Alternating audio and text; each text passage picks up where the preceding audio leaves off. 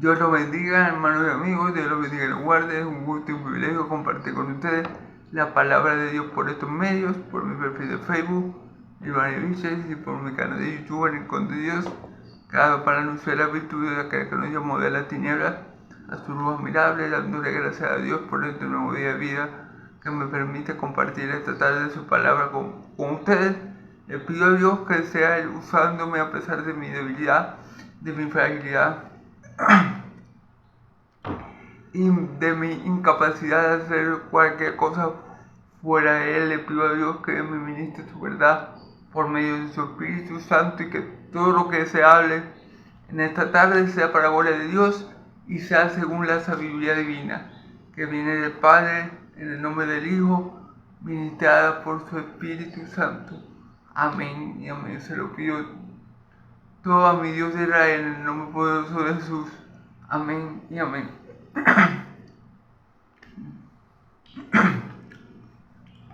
Bueno, hermano, como hoy me quiero predicar una porción muy grande de la palabra, entonces no voy a hacer el resumen que siempre hago. Voy a comenzar a leer y a interpretar, amén, de una vez, para no perder mucho tiempo y hacer un video excesivamente largo, amén. Vamos a estar en Lucas 21, del 1 al 24. Que el Señor me ayude a fluir por medio de su Espíritu Santo para que sea yo enseñando su verdad, y que pueda en el tiempo propicio enseñar todo lo que esta palabra, todo lo que Dios quiere que yo enseñe por medio de esta palabra. Se lo pido a mi Dios de Israel, en el nombre poderoso de Jesús. Amén, amén. Ok, vamos a leer primero del versículo 21 al versículo 4 e interpretamos el texto. Levantando los ojos, vio a los ricos que echaban sus ofrendas en el arca de las ofrendas. Vio también a una viuda muy pobre que echaba allí dos blancas, y dijo: en verdad os digo que esta viuda pobre echó más que todos, porque todos aquellos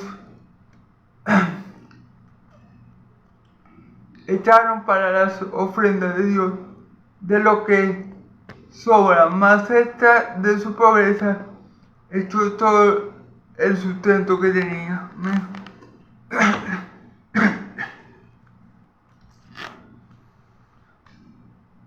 Bueno, aquí vemos a mi Señor Jesús sentado cerca del cofre de la ofrenda. Bueno, muchos ricos,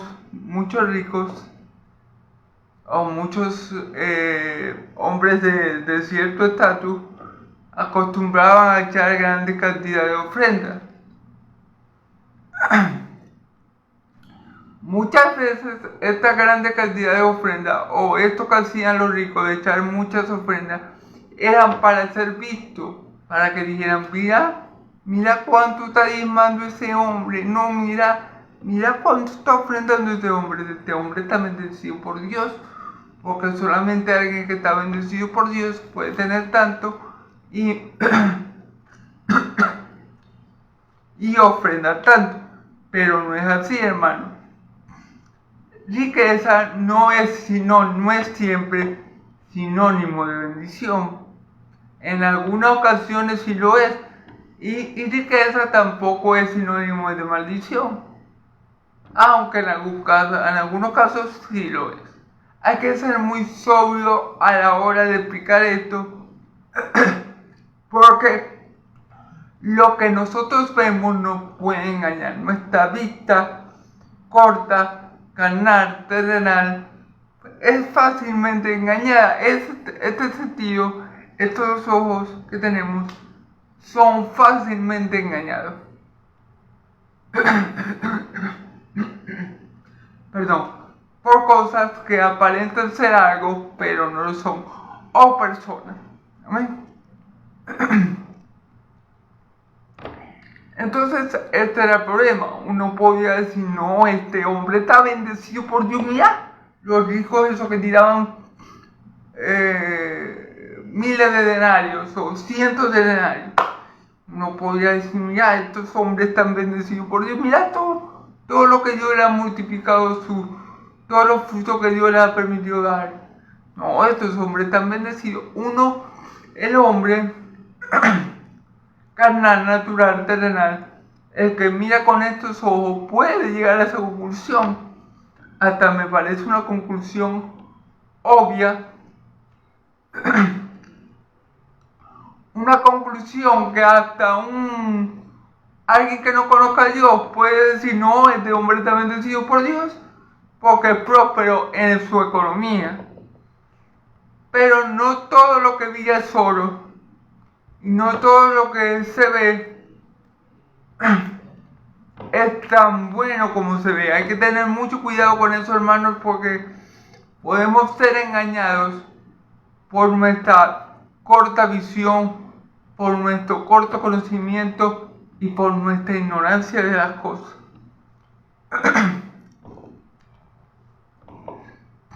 Estos hombres ricos que se acercaban al arca, sí, echaban mucho dinero al arca, pero posiblemente lo hacían para ser vistos por los hombres. Posiblemente lo hacían con el sentir de ser visto, de ser conocido, de que digan, wow, mira cómo ha bendecido Dios a ese hombre. Si mira, echó 1000 denarios, no, ese hombre está bendecido por Dios. Y bueno, posiblemente mucha gente lo hacía con ese sentir en el corazón. No lo puedo afirmar porque la palabra no lo explica explícitamente, pero posiblemente podía haber muchos con ese sentir. No, yo voy a tirar 500 denarios en el cofre de la ofrenda para que la gente vea cómo Dios me ha prosperado, para que la gente vea que Dios está conmigo, porque muchas veces tenemos esta mala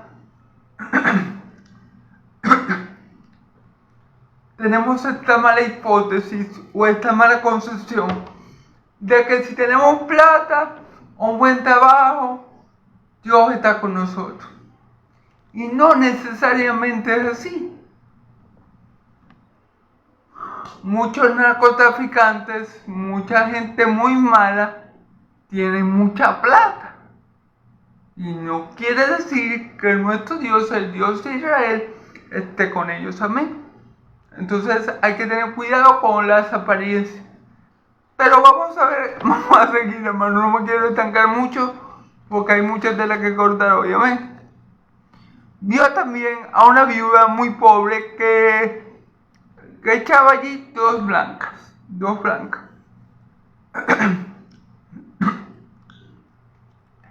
Ok. Y contrario a ellos, había una viuda muy pobre que echaba en el cofre 2 blancas, es decir, 2 moneditas. Y bueno, uno pensaba, no, Dios va a bendecir más a estos pocos ricos que tiraron muchas ofrendas en el cofre de las ofrendas, para la redundancia.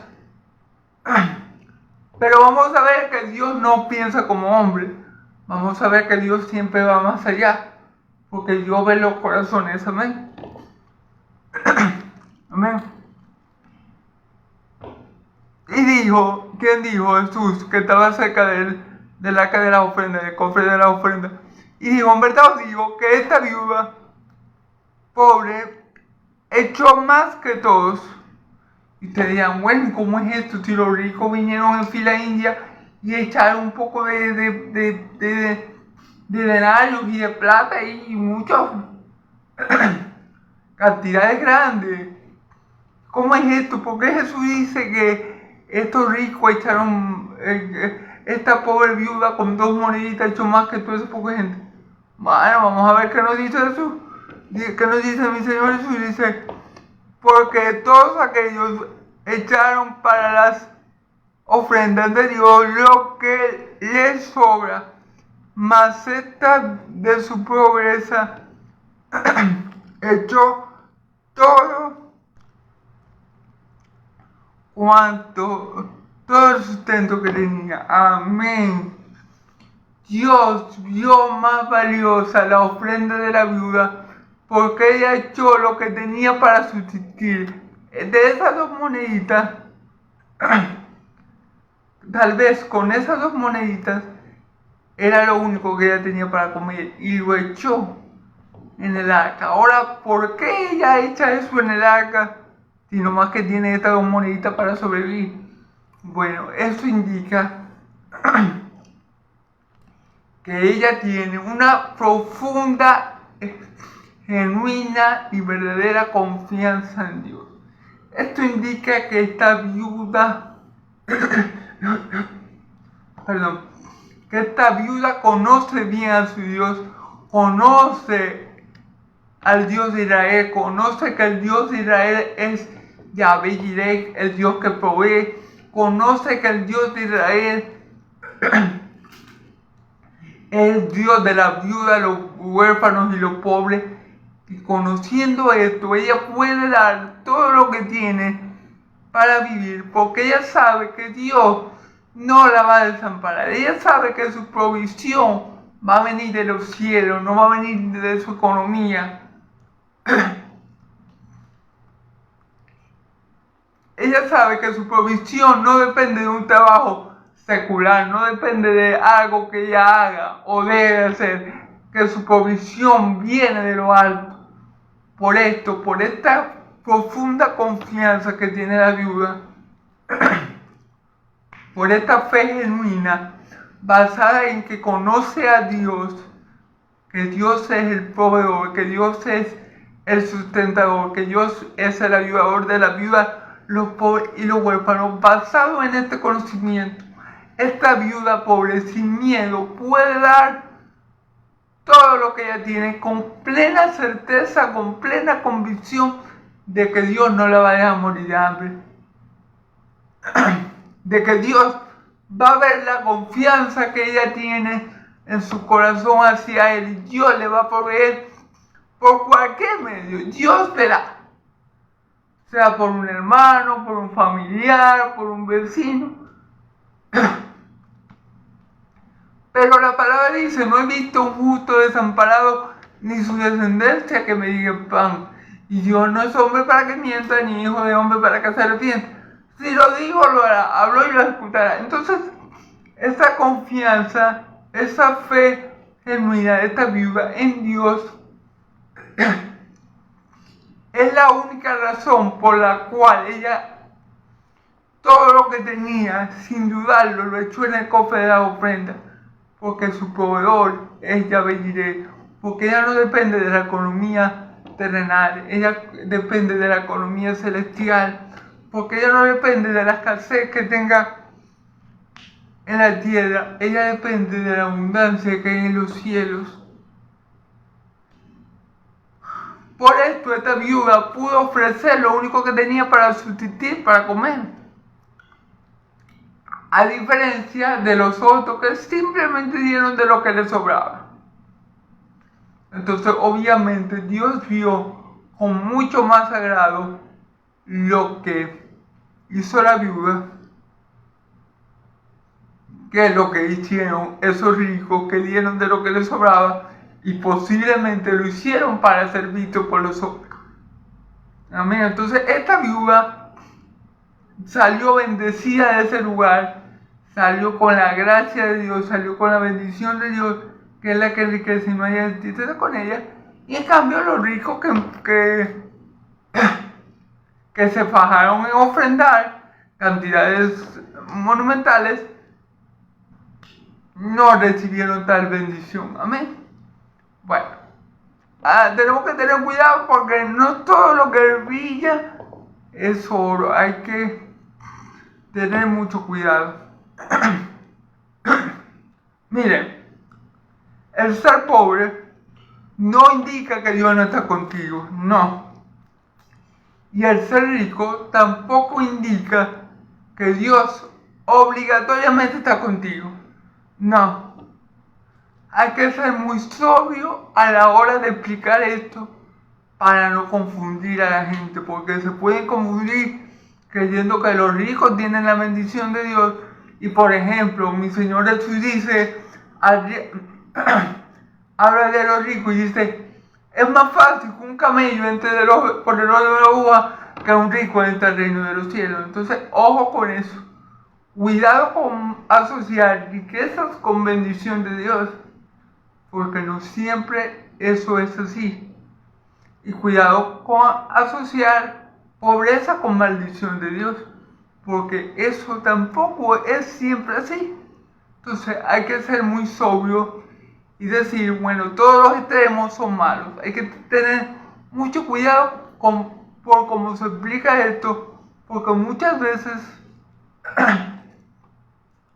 nos dejamos guiar por la apariencia, por lo que perciben nuestros sentidos terrenales, y somos engañados y caemos en errores. ¿Ok? Bueno, vamos a ver versículos 5 y 6, hermano. Vamos a leer versículos 5 y 6 y lo interpretamos. Y a unos que hablaban de que el templo estaba adornado de hermosas piedras y ofrendas,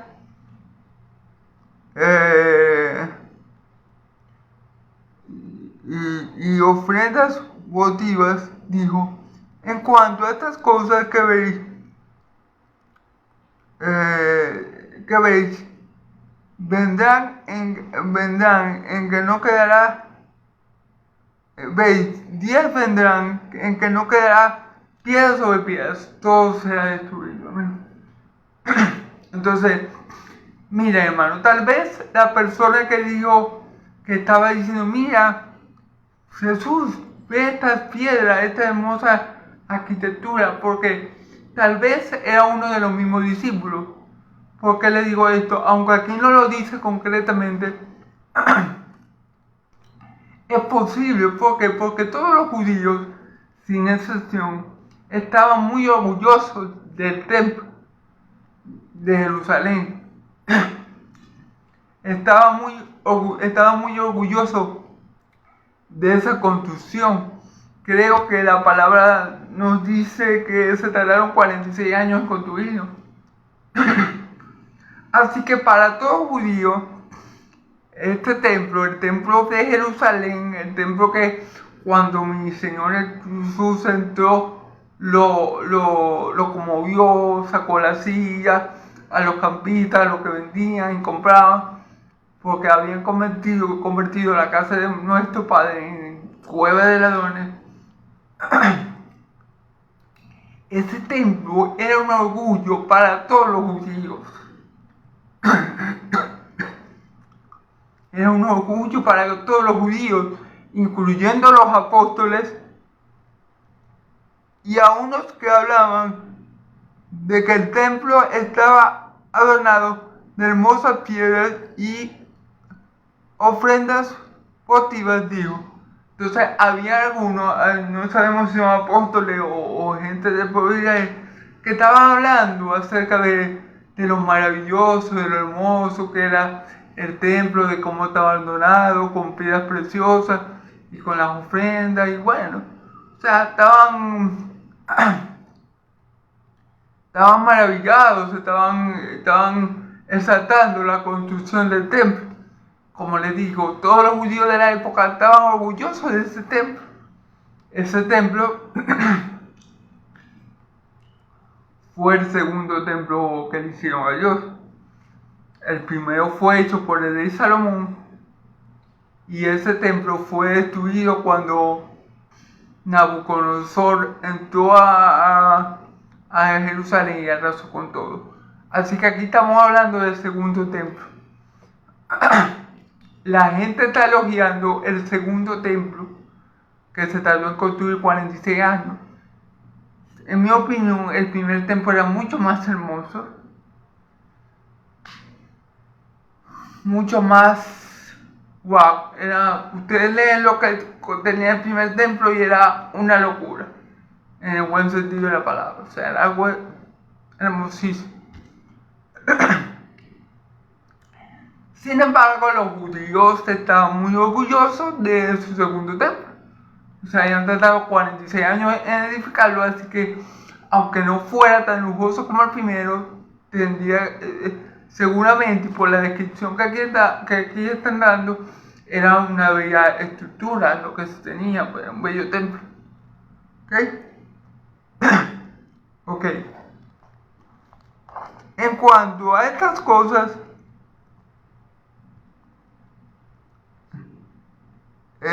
y dijo Jesús, en cuanto a estas cosas que veis, días vendrán en que no quedará pie sobre pie, todo será destruido. Fíjense bien. Es como si, perdón, es como si el Señor Jesús dijera, ustedes ven esta grande piedra, así fue que digo, pero es como si mi Señor Jesús dijera, sí, yo sé que ustedes están, tienen, o sea, es un orgullo para ustedes este templo, ustedes o sea, se enorgullecen de tener este templo, pero yo les voy a decir algo, toda esta gran estructura, toda esta estructura que ustedes lo ponen tan contentos, todas estas piedras preciosas que ustedes están elogiando, toda esta arquitectura que se tardó en construir 46 años, te voy a decir algo, de esto no va a quedar piedra sobre piedra, todo va a ser destruido. Imaginan el impacto para la gente que escucharon eso.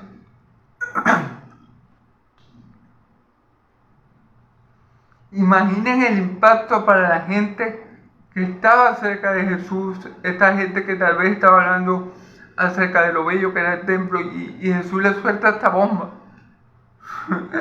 Hasta para los mismos discípulos que también eran orgullosos israelitas y se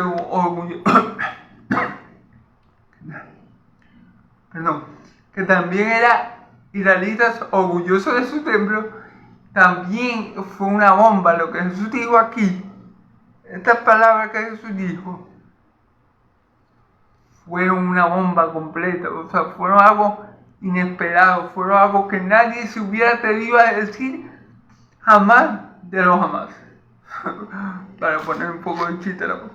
Sí, fue algo sorprendente, una declaración que también es muy peligrosa, porque si lo escuchaba alguien y lo malinterpretaba, lo podía meter a mi Señor Jesús en un apuro.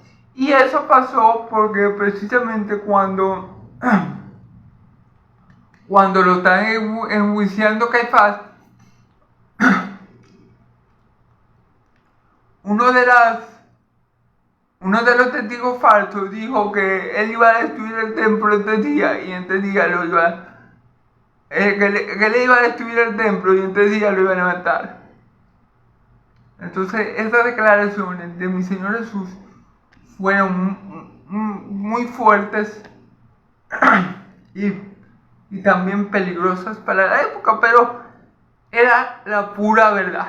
Y ustedes saben que mi Señor Jesús hablaba siempre según verdad, no importa a quien la verdad le gustara o le dejara de gustar. ¿Amén? Entonces, bueno. Mi Señor Jesús simplemente aquí está profetizando lo que va a venir sobre Jerusalén. Amén. Y por consecuencia, lo que le va a pasar a este templo, de lo cual todos los judíos estaban sumamente orgullosos.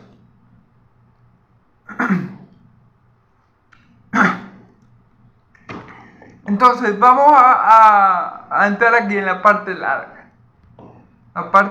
de la enseñanza, que es del versículo 7 al 24. Voy a tratar de ir leyendo y ir interpretando una vez para no hacer tan largo el video.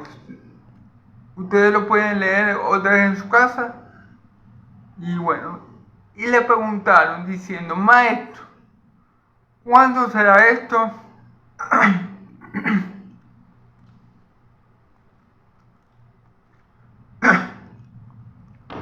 ¿Cuándo será esto? ¿Y qué señal habrá cuando estas cosas estén por suceder? Aquí básicamente ellos le están preguntando por qué. Las dos preguntas que le hacen en el versículo 7 es: ¿cuándo será esto? ¿Cuándo será la destrucción del templo? Eso es lo que le están preguntando sus discípulos, maestros, los discípulos, sus apóstoles. Maestro, ¿cuándo será esto que tú acabas de decir? ¿Cuándo va a ser el templo destruido? ¿Y qué señal tendremos de esto? Amén. Esto es lo que básicamente ellos le preguntan a mi Señor Jesucristo en este texto, en este versículo. Amén.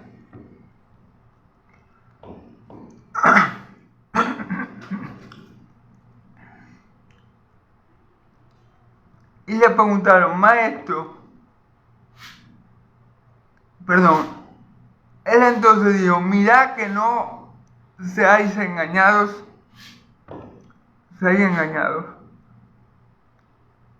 porque vendrá muchos en mi nombre diciendo, yo soy el Cristo, y el tiempo está cerca, mas no vayáis en pos de ellos. ¿Okay?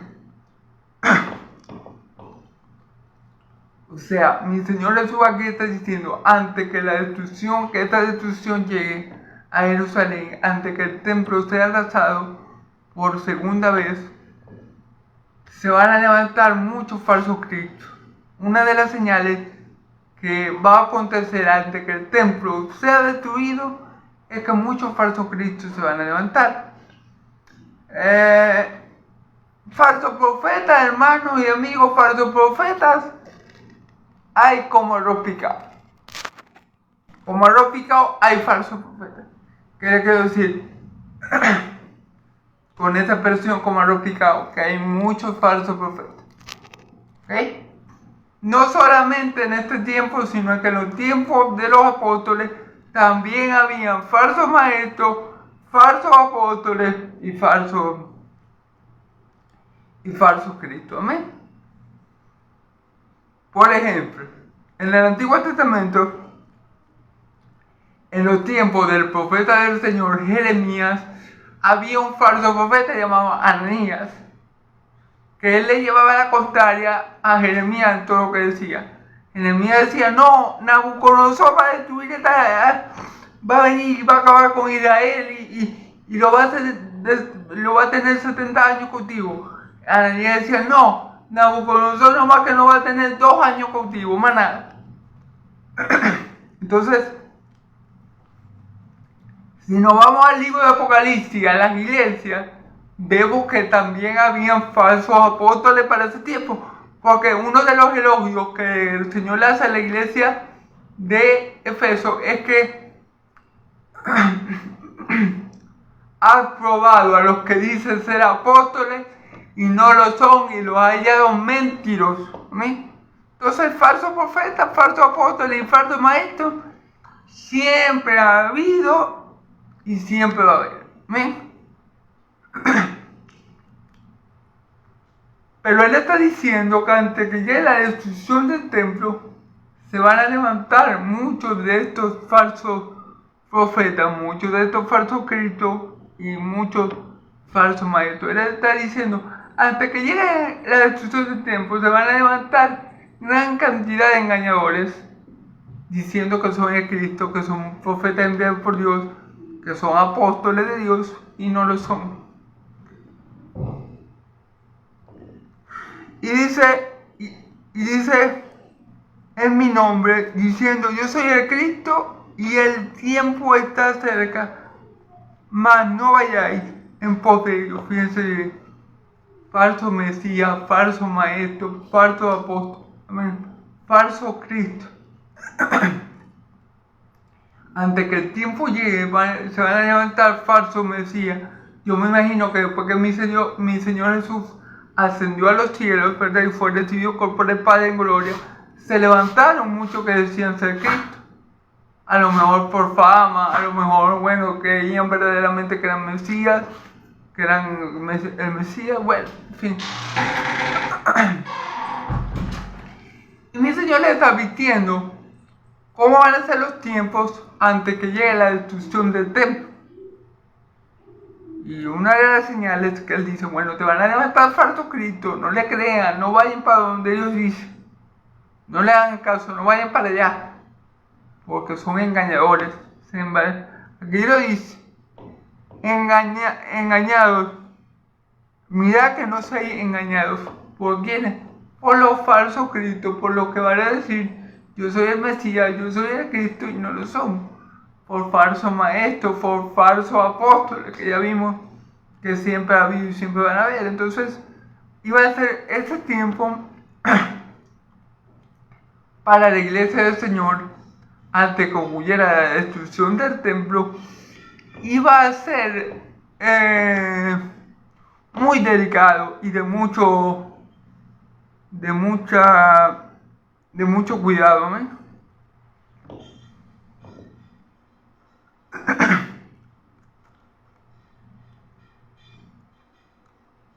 Y cuando ya lleguen las selecciones, no os alarméis, porque es necesario que estas cosas acontezcan, pero el fin no será inmediatamente.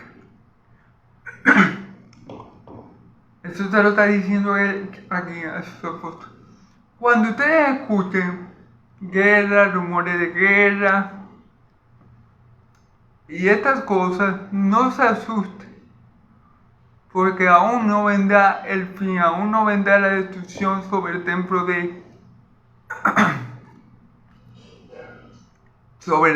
Jerusalén. Aún no va a venir eso que yo le estoy diciendo, que no va a quedar piedra sobre piedra, aún no va a venir. Aún no va a venir, ¿ok? Aunque ustedes escuchen guerra, que hay rumores de guerra, quédense quietos y no teman, porque el fin todavía no ha llegado. O sea, estas cosas que yo les dije acerca del templo todavía no se van a cumplir en ese periodo de tiempo. Amén.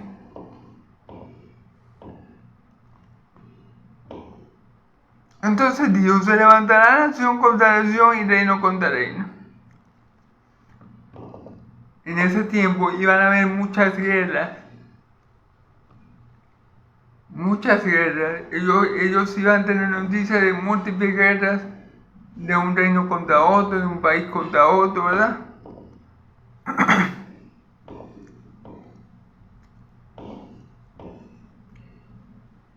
Y habrá grandes terremotos y en diferentes lugares, hambre y pestilencia, y habrá terror y grandes señales del cielo.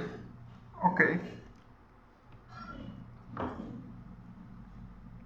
Y habrán terremotos, diferentes señales, pestilencias, todo este tipo de cosas iban a acompañar o iban a ser lo que iba a anticipar la destrucción del templo de Jerusalén. Amén.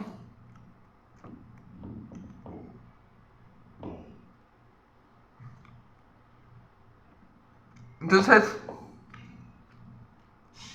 eso es lo que mi Señor Jesús está tratando de explicar antes que se destruya el templo y no quede pie sobre piedra. Van a pasar todas estas cosas. Se van a levantar falsos Cristos, van a haber terremotos, van a haber guerras, van a haber enfermedades. Todas estas señales se van a estar dando, pero aún no va a ser el fin, o sea, aún no va a llegar la destrucción del templo. Amén. Y también, hermanos, tienen que tener en cuenta que los judíos era tan importante el templo para los judíos que seguramente muchos asociaban la destrucción del templo con el fin de los tiempos. Entonces eso es algo a tener en cuenta, porque para los judíos era muy importante el templo. Y a lo mejor en su mente estaba el hecho de que cuando de que ya, o sea, cuando se destruyera el templo, ya iba a estar cerca el fin del siglo. ¿Ok? Entonces hay que tener muy en cuenta este posible pensar hebreo, judío. Pero lo que mi señor está explicando aquí es eso. Antes que se destruya el templo van a venir todos estos acontecimientos, todas estas señales van a anticipar la destrucción del templo, ¿no?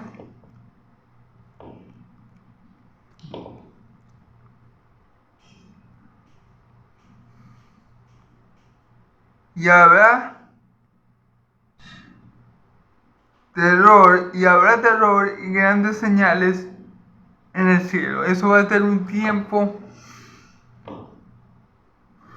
cuando se acerque ese tiempo, o sea, ese tiempo iba a ser un tiempo de gran tribulación para los hebreos, para los judíos, ¿ok?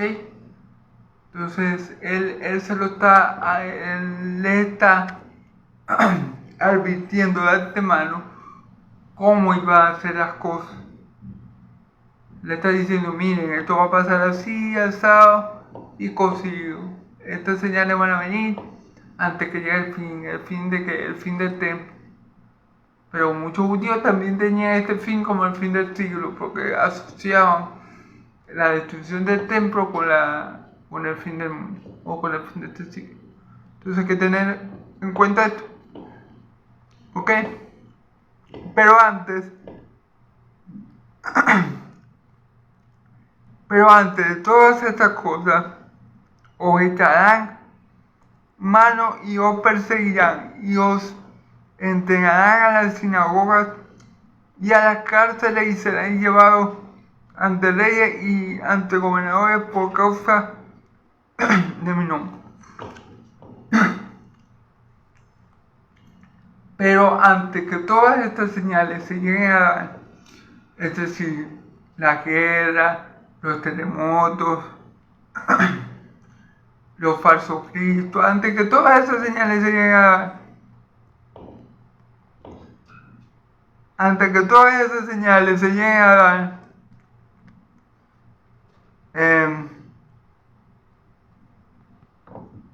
lo primero que va a pasar es lo siguiente. Bueno, él está hablando a sus apóstoles. A ustedes los van a echar,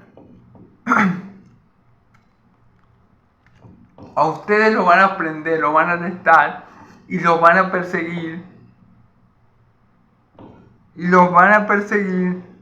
Y os entregarán a la sinagoga. Fíjense bien, antes que todas estas señales que anticipan la destrucción del templo comiencen a acontecer, lo primero que va a acontecer es que a ustedes lo van a arrestar, lo van a perseguir, lo van a entregar a la sinagoga, es decir, a los sacerdotes, a los ancianos, a los religiosos de la época, ¿verdad? Y a las cárceles, y seré llevado ante los reyes y ante gobernantes por causa de mi nombre.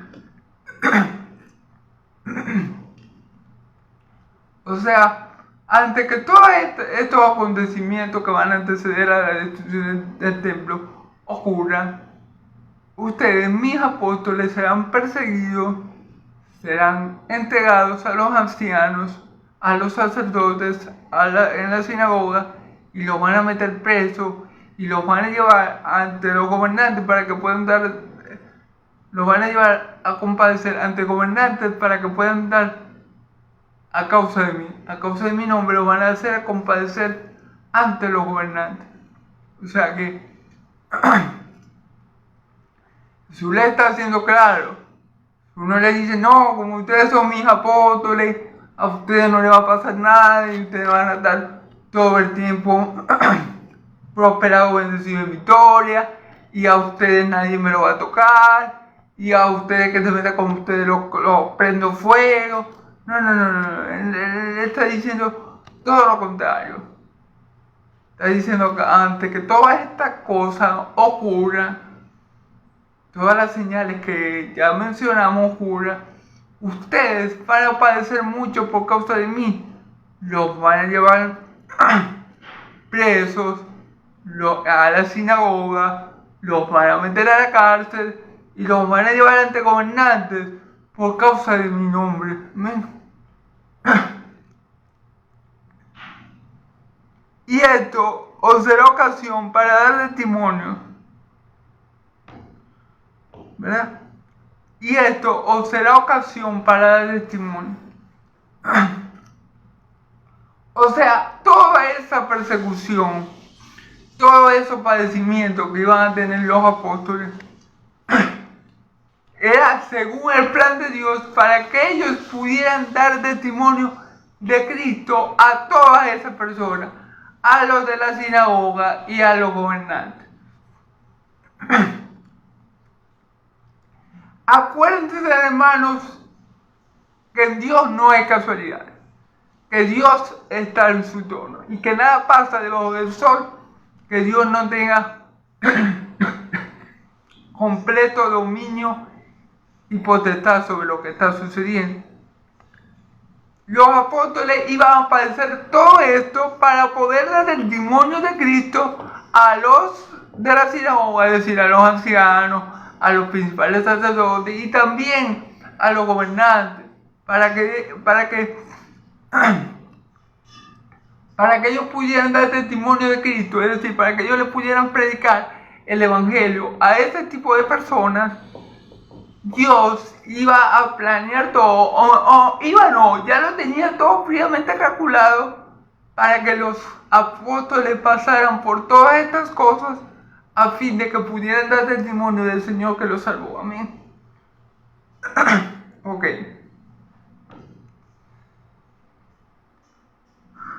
Y dice, proponed en vuestro corazón no pensar antes cómo habéis de responder en vuestra defensa. Es decir, vamos a suponer, el apóstol Pablo, que estuvo preso 3 veces. ¿Amén? El apóstol Pablo, cuando lo metían preso, él no se ponía a pensar, vértale, ahora qué voy a decir, cómo me defiendo yo de esta gente, qué voy a hacer, qué voy a hacer, Señor, cómo me voy a defender, qué voy a decir. No, el apóstol Pablo no se ponía así. El apóstol Pablo lo metía preso y cuando él tenía que dar testimonio de Cristo, era el Espíritu Santo hablando a través del apóstol Pablo. Él no pensaba en ningún momento cómo iba a defenderse él. Es decir, perdón, no es que el apóstol Pablo venía y preparaba el sermón en la casa. No le voy a decir al comandante romano, Félix, creo que se llama. No, yo le voy a decir esto y aquello. A ver si el Espíritu Santo lo convence. No, yo le voy a decir que Cristo es el Señor y que le voy a citar un ejemplo. Yo sé que todavía no estaba en la escritura como tal, y le voy a citar Juan 3:16.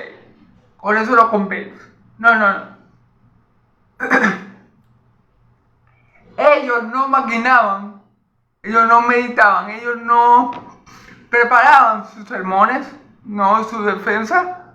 No. Esto es lo que le está diciendo el Señor. Cuando los encarcelen, no se preocupen por lo que ellos van a decir, no preparen el sermón, no mediten en la palabra, que yo voy a ser el que va a estar hablando por ustedes, por medio del Espíritu Santo. No era que Pablo se partía la cabeza. Dios mío, ¿y ahora qué voy a decir, Señor? ¿Ahora qué voy a decir, Padre? No, Pablo no se ponía así. Pablo, cuando lo ponía a la defensa de la verdad, el Espíritu Santo hacía todo el trabajo. Pablo solamente era el vocero, Pablo solamente era la boca, pero el Espíritu Santo era el que hablaba a través de él. Amén. Pablo solamente ponía la boca. Y el Señor se la llenaba y Pablo se defendía de maravilla y de paso exponía el Evangelio, que era lo más importante. Exponer a Cristo y a este crucificado, a los sacerdotes, a los principales de la sinagoga, a los ancianos, pero también a los gobernantes de otras naciones, como el caso de del gobernante romano Félix, creo que era que se llamaba, no recuerdo muy bien el nombre, que Pablo le predicó el evangelio en una de esas veces que lo arrestaron.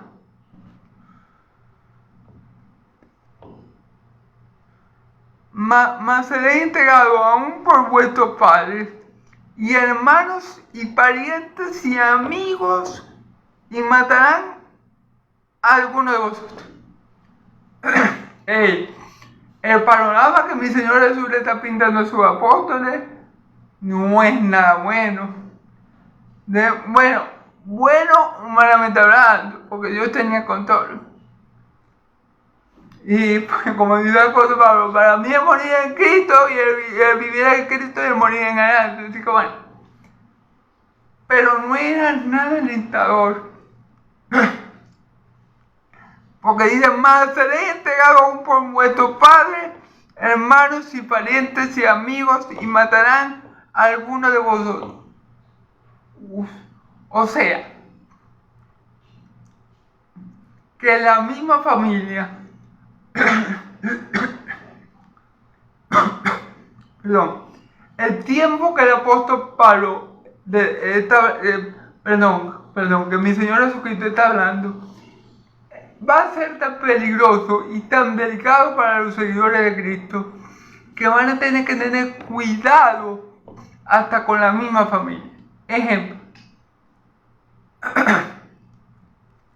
en Roma, vamos a suponer que en Roma había una familia y habían de la familia 5 eran cristianos, pero otros 5 no eran cristianos, creían en los dioses romanos. Bueno,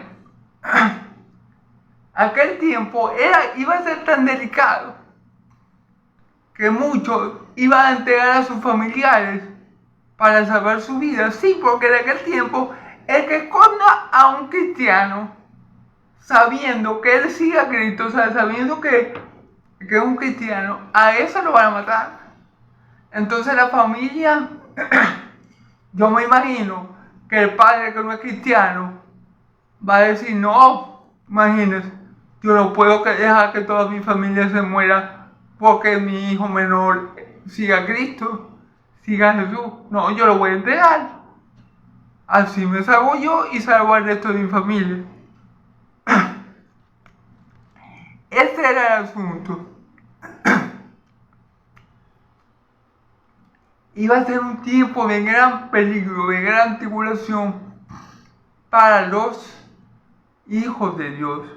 ¿Me entienden? Porque hasta la familia de ellos iba a estar en contra de ellos por causa de Cristo. Porque como le digo yo, si en una familia, a ver, hay 10 ateos, 10 que no creen en Cristo y uno que sí cree, la familia puede entregar a esa persona, sea hijo, padre, hermano, cualquier parentesco familiar, por salvar su vida. Porque en aquel tiempo el que tuviera a un cristiano escondido iba a llevar la misma suerte que el cristiano. Entonces obviamente el padre de familia no se iba a arriesgar a morir por un hijo, y no solamente morir, a que le mataran a toda la familia por un hijo. Al menos que el padre de familia fuera cristiano. Si todo en la familia era cristiano, gloria a Dios. Pero ese era un tiempo en que la familia iba a estar dividida por causa de Cristo. Y los que no eran de Cristo no querían nada que ver, no querían tener nada que ver con los cristianos, porque a los cristianos en ese tiempo se les iba a perseguir para matarlo, y el que escondiera a un cristiano se hacía cómplice del cristiano y iba a pagar, iba a tener el mismo castigo que el cristiano. ¿Sí me entienden lo peligroso de la época para los apóstoles? Por eso que ahora para los apóstoles y para los hijos de Dios en general, pero estoy haciendo énfasis en los apóstoles como tal, pero por eso que ahora la gente, ahora ser apóstol es papaya. Ahora ser apóstol es fácil. O sea, ahora el apostolado, cualquier persona es apóstol. O sea, ellos se autodenominan apóstol. Pero no han padecido ni la cuarta parte de lo que padeció un verdadero apóstol. Entonces se quieren jactar, ¿verdad?, de ser apóstol. Pero miren cómo iban a sufrir los verdaderos apóstoles. Y miren cómo sufren los verdaderos siervos de Dios. El ser cristiano no es fácil. No es que tal, no es soplar y botella, como decimos aquí cantar y soplar botella, como decimos aquí en Venezuela. Porque la gente cree que el cristianismo es papaya. No, yo voy a la iglesia el domingo, hago la oración de fe, oro a veces en cuando, leo la Biblia. No, hermano, el cristianismo es mucho más que eso. El cristianismo nos demanda sacrificio total, como el que vimos en el Señor Jesús y en sus apóstoles posteriormente. Amén. Entonces no es fácil ser cristiano. No es que, ay, soy cristiano ya. No. Algunos creen, pero el cristianismo es para hombres valientes y esforzados que el Espíritu Santo ha capacitado para ser valientes y esforzados. Amén. Entonces, bueno. Y matarán a algunos de vosotros. Fíjense que los van a matar. Algunos no van a correr con suerte y no se van a poder escapar. Y los van a matar. No le está diciendo que sin nada. Es como si mi Señor le dijera: ustedes prepárense para dar su vida por mí.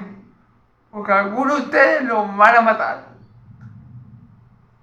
Y los que corran con suerte se van a escapar. Bueno, los que corran con suerte no, porque dijimos que Dios no deja nada a la suerte. Pero así de exigente, así de demandante, era ser un verdadero creyente. Es ser un verdadero creyente.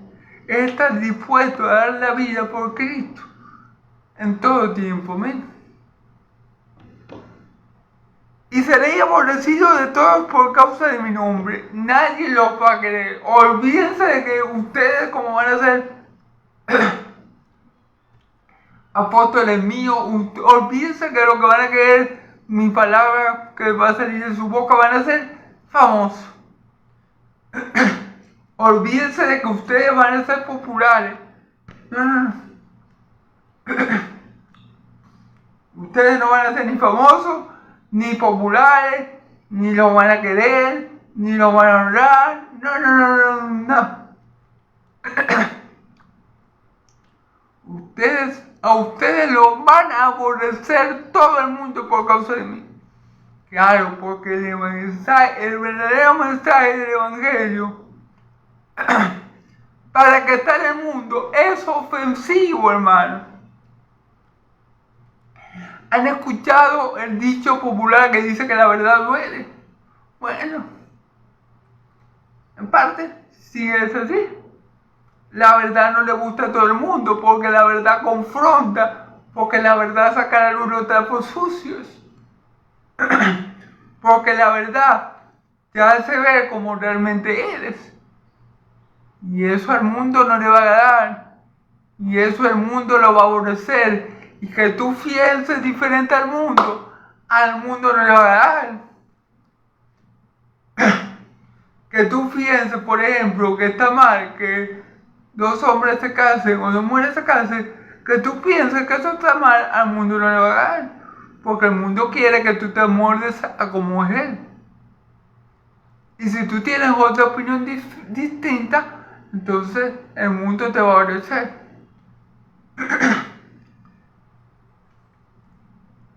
Si tú le llamas malo a lo malo y bueno a lo bueno, el mundo te va a aborrecer porque el mundo quiere definir lo que es malo y lo que es bueno según su autopercepción, según cómo él percibe las cosas. Entonces, el mundo no va a estar a favor, hermano. Miren, los cristianos no estamos llamados a ser monedita de oro. Y no vamos a ser los más populares. Al contrario, vamos a ser los más odiados. Vamos a ser los más despreciados y los más humillados. Porque lo que hicieron con nuestro Maestro, lo que hicieron con nuestro Señor, lo van a hacer también con sus discípulos, lo van a hacer también con sus siervos. Amén.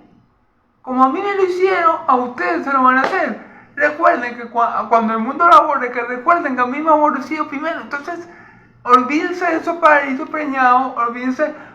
Y digo así porque ahora uno ve los apóstoles de ahora y son famosísimos. Nadie se mete con ellos, todo el mundo los ama. Pero los verdaderos apóstoles, los verdaderos siervos de Dios, vemos que lo contrario, que todo el mundo lo va a aborrecer, lo va a despreciar y lo va a desechar, como hicieron con mi Señor Jesús. Así está escrito, yo no estoy inventando nada. Lo que está escrito está, y esto es lo que estoy explicándome. Ok, versículo 18, pero ni un cabello de vuestras cabezas perecerá. ¿Qué quiere decir? ¿Que ninguno de ellos iba a morir? No, porque en el versículo anterior dice que matarían a alguno de vosotros. Entonces cuando mi Señor Jesús dice, pero ninguno de vuestros cabellos perecerá, Él le está diciendo, pero tengan confianza que así que ustedes le maten el cuerpo, ustedes no van a morir, porque ustedes van a estar conmigo en mi reino. Cuando ustedes lo maten por causa de mí, tengan paz, porque van a estar en presencia de mí por la eternidad. Ustedes no van a perecer, porque ustedes van a estar más cerca de mí. Ustedes no van a perecer porque ustedes tienen vida eterna. Ustedes lo van a matar, le van a matar el cuerpo terrenal, el cuerpo biológico, pero su espíritu va a vivir eternamente. Y cuando ustedes mueran, parte de este cuerpo, van a estar en presencia de mí. Amén. Entonces no se preocupen que ninguno de sus cabellos se va a perder. Yo se los tengo contadito. Y yo no voy a dejar. Y aunque el hombre le pueda matar el cuerpo, yo les aseguro que ustedes tienen vida eterna. Que ustedes van a estar conmigo por la eternidad. Y con un cuerpo glorificado, con un cuerpo incorruptible, con un cuerpo verdaderamente fuerte, con un cuerpo glorioso.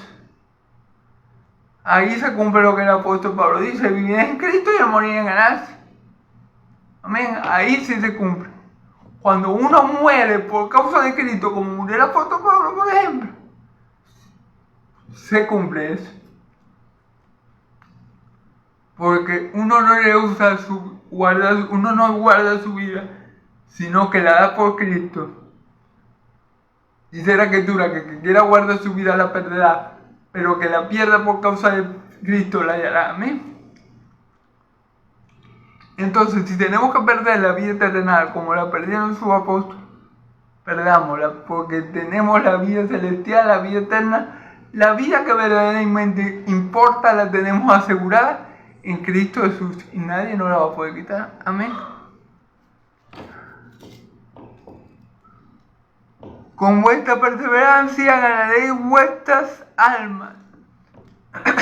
Claro, el que persevera hasta el fin será salvo. Y en esos tiempos que Jesús está diciendo que van a acontecer todas esas señales que Él dijo, los falsos profetas, las enfermedades, todas esas cosas, y que van a estar persiguiendo de manera muy cruenta a su pueblo, de tal manera que hasta la familia de los mismos cristianos lo van a entregar. en ese tiempo que lo van a meter preso para que puedan dar testimonio de Cristo, en ese tiempo va a ser muy importante o sumamente importante, o los verdaderos cristianos o hijos de Dios se van a destacar en una cosa, en que van a perseverar hasta el fin, y por esa constancia ellos van a dar la salvación de sus almas. Mire, hermano, un sello que tiene un verdadero cristiano, hermano, es que el verdadero cristiano persevera hasta el fin en Cristo Jesús.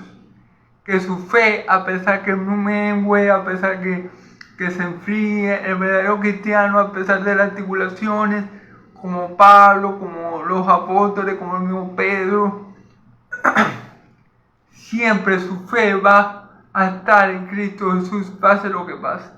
Y el que persevera hasta el fin, en aquel tiempo que estamos hablando, el que perseverara hasta el fin, sin negar al Hijo de Dios, sino que estuviera dispuesto a dar su vida, ese iba a ganar su alma, ese iba a ganar la salvación de su alma. Pero ¿quién lo iba a ayudar a perseverar? Dios. Dios, por medio de su Espíritu, nos ayuda a perseverar firme hasta el fin, sin importar las situaciones adversas que nos rodeen. ¿Quién ayudó a Pablo a perseverar hasta el fin?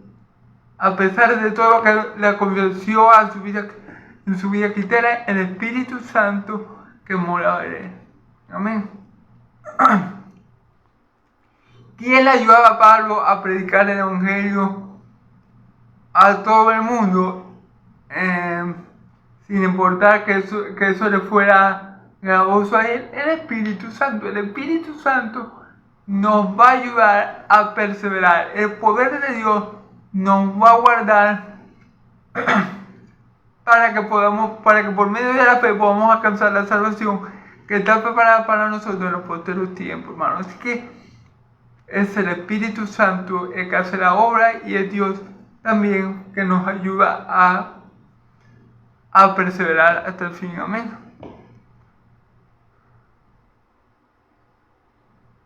Pero cuando vienes en Jerusalén,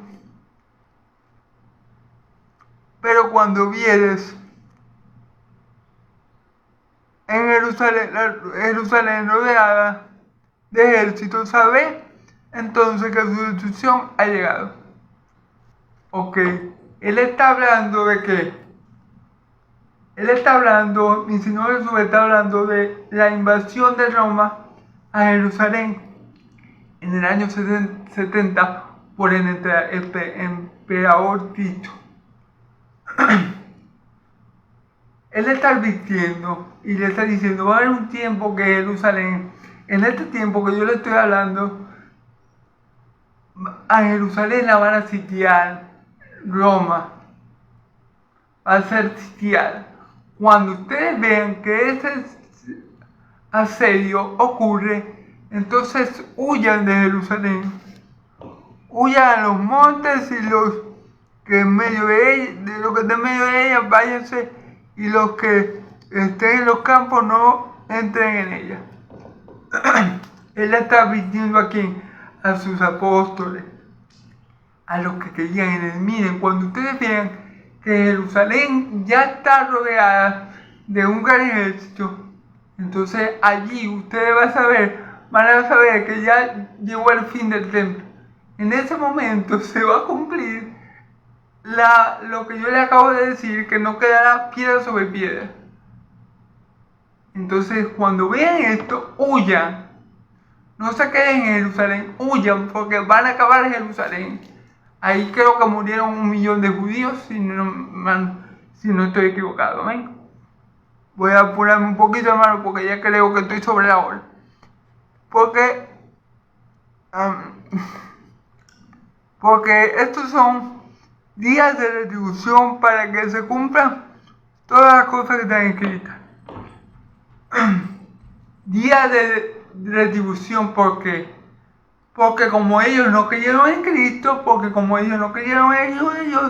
sino que desecharon la vida que Dios estableció, es decir, a nuestro Dios, a nuestro Señor Jesucristo, entonces el Dios de Israel se va a vengar de ellos.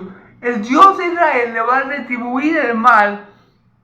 Bueno, ellos hicieron mal, el Dios de Israel le va a hacer mal a ellos.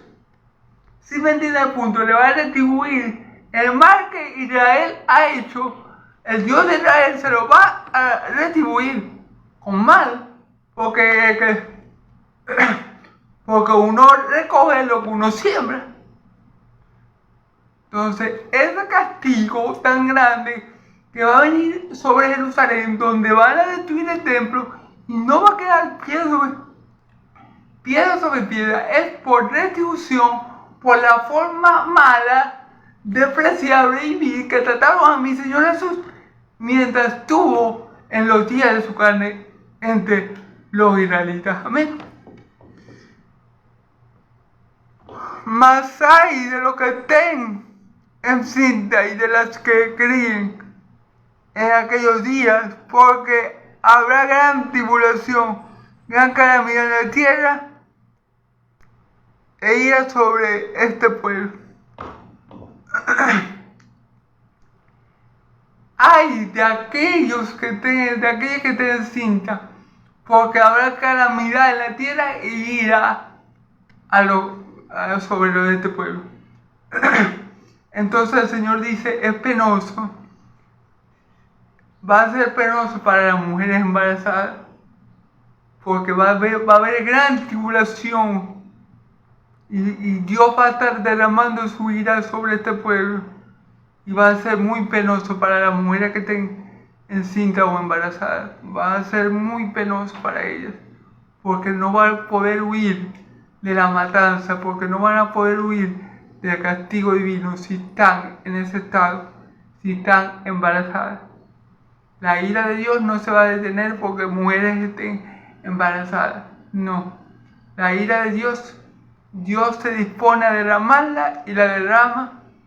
Y las que estén embarazadas, bueno, ojalá que sean creyentes, que fueran creyentes verdaderos en Cristo para que partan con Él. Pero eso es lo que le dice, que sobre ese pueblo, fíjense bien que dice, sobre este pueblo, sobre el pueblo de Israel iba a venir todas estas cosas, iba a venir gran tribulación por la forma grotesca, mala y vil que trataron a mi Señor Jesús. Amén. Y por eso Él advierte que a las mujeres que para ese periodo de tiempo estén encintas, le va a ser muy difícil huir del castigo y de la ira de Dios. Amén. Y caerán a filo de espada y serán llevados cautivos a todas las naciones, y Jerusalén será hollada por los gentiles hasta que los tiempos de los gentiles se cumplan. Y serán muertos a espada y serán llevados cautivos. Todo eso sucedió en el año 70. Y Jerusalén será hollada, también sucedió en el año 70, cuando destruyeron el templo, por los gentiles hasta que los tiempos de los gentiles se cumplan. Entonces, hermanos y amigos, como pueden ver, esto es lo que mi Señor Jesús les revela a sus apóstoles sobre las señales que iban a haber antes de la destrucción del templo, sobre los acontecimientos previos y bueno, sobre esas cosas que iban a acontecer. Amén. Entonces, bueno, hermano, cuando aquí dice, por ejemplo, hasta que los tiempos de los gentiles se cumplan, es hasta el tiempo que el Imperio Romano esté en vigencia. Amén. Hasta que el tiempo de esos gentiles que van a invadir Jerusalén se cumplan. Hasta que yo decida cómo lo voy a castigar a ellos, ellos les van a hacer todo ese daño. Amén. Para que entiendan. Entonces, bueno, vimos todo lo que va a rodear, prácticamente aquí lo que vimos es todo lo que va a rodear la destrucción del templo. Todos los acontecimientos previos a la destrucción del templo de Jerusalén. Amén. Entonces, bueno, Dios me los bendiga y los guarde. Yahvé de los ejércitos haga resplandecer su rostro sobre ustedes. Yahvé de los ejércitos alce su rostro sobre ustedes y le dé paz, que la paz del Dios de Israel y la gracia de mi Señor Jesucristo sea sobre todo su pueblo santo. Y el pueblo de Dios dice amén y amén. Gloria a Dios.